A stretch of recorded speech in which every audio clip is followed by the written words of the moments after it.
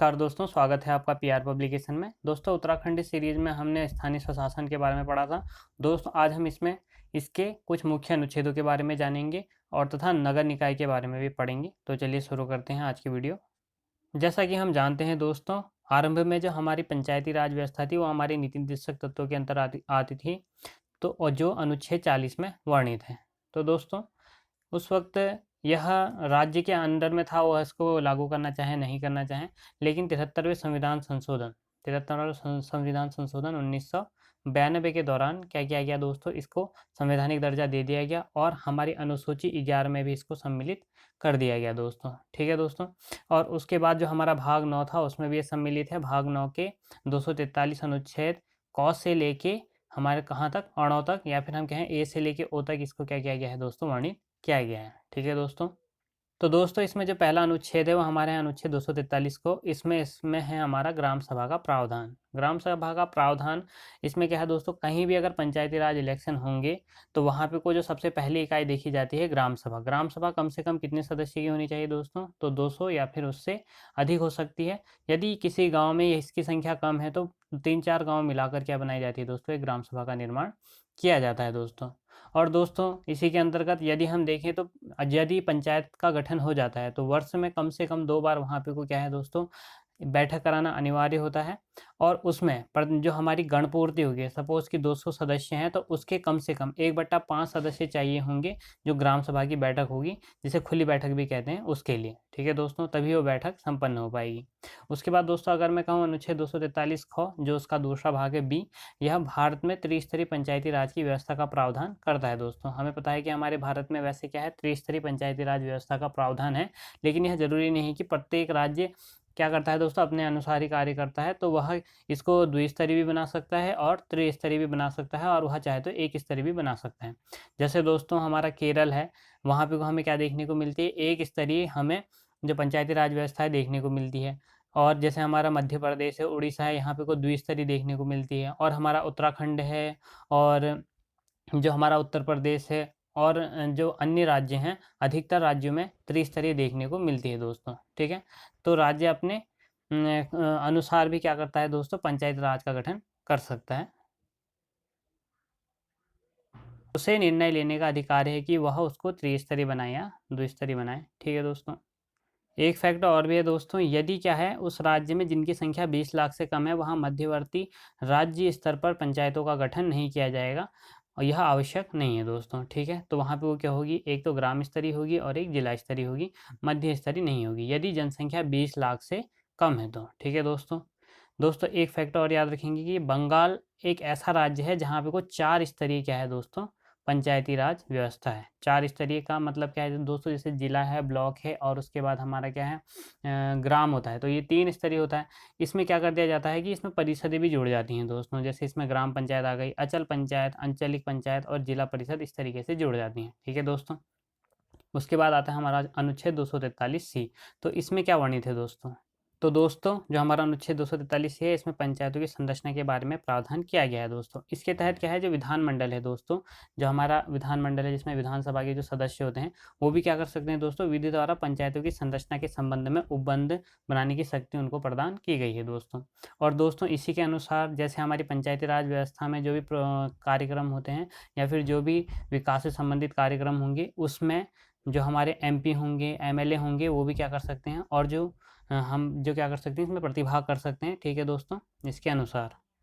उसके बाद दोस्तों, जो हमारा दूसरा अनुच्छेद है 243D, इसके अंतर्गत क्या है दोस्तों, इसके अंतर्गत हमारा आरक्षण का प्रावधान किया गया है दोस्तों। इसमें अनुसूचित जातियों, जनजातियों, महिलाओं के लिए आरक्षण का प्रावधान है दोस्तों। ठीक है दोस्तों।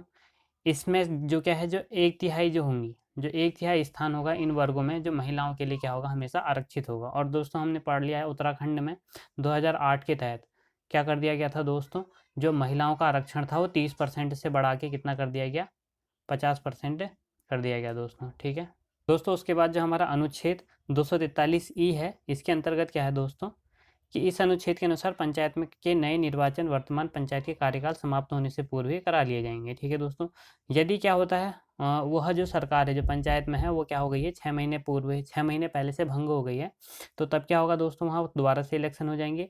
यदि 6 महीने से 5 महीने का समय बचा होगा तो तब तक क्या होगा दोस्तों वहाँ इलेक्शन नहीं होंगे, उसके बाद नई इलेक्शन ही।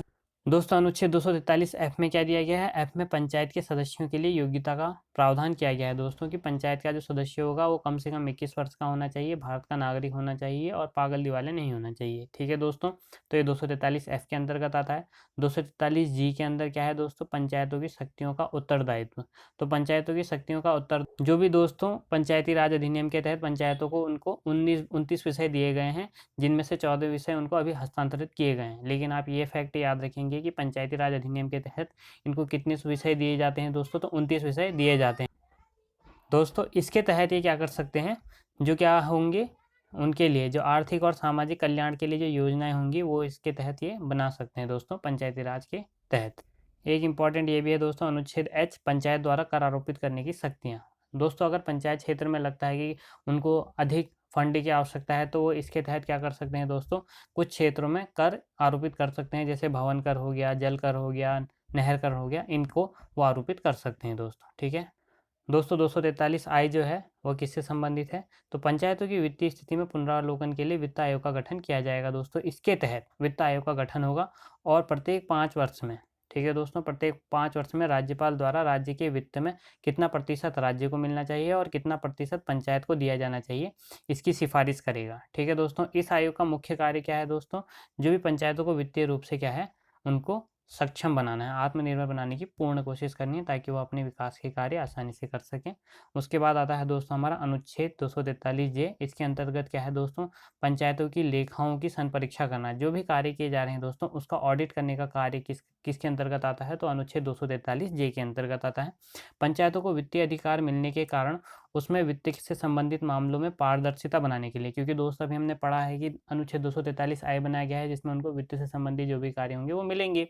उसके बाद क्या है, पंचायतों की वित्तीय अधिकार मिलने के बाद उनमें वित्तीय संबंधित मामलों में पारदर्शिता बनाने के लिए, ताकि उनमें कहीं भ्रष्टाचार ना हो, इसके लिए दोस्तों क्या है हमारा 243 जे किया गया है, जे का प्रावधान है, जिसके अनुसार क्या किया जा सकता है वहाँ समय समय पर ऑडिट करके जाँच किया जा सकता है। ठीक है दोस्तों, देखो दोस्तों, जैसे चूंकि यह धन राज्य की संचित निधि और केंद्र की संचित निधि से प्रदान किया गया होता है, इसलिए इसकी लेखा परीक्षा का अधिकार भी किसके पास होता है दोस्तों, तो सीएजी जो कंट्रोलर और ऑडिटर जनरल होता है उसी के पास क्या है दोस्तों, इनकी संपरीक्षा करने का अधिकार होता है। ठीक है दोस्तों, ये फैक्ट आप याद रखेंगे।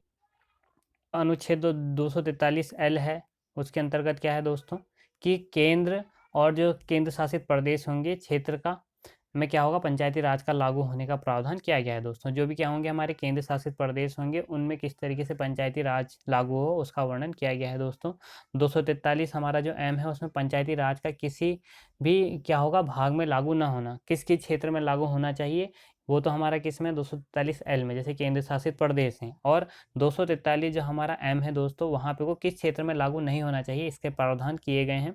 और दोस्तों अनुच्छेद 200 हमारा जो 243 एन है, इसके अंतर्गत क्या है कि जो विद्यमान विधियां हैं और पंचायतों का बना रहना, ये क्या है दोस्तों इसके अंतर्गत रहेगा, किन किन राज्यों में वो बना रहना चाहिए, इनका जो वर्णन है वो 243 एन में है।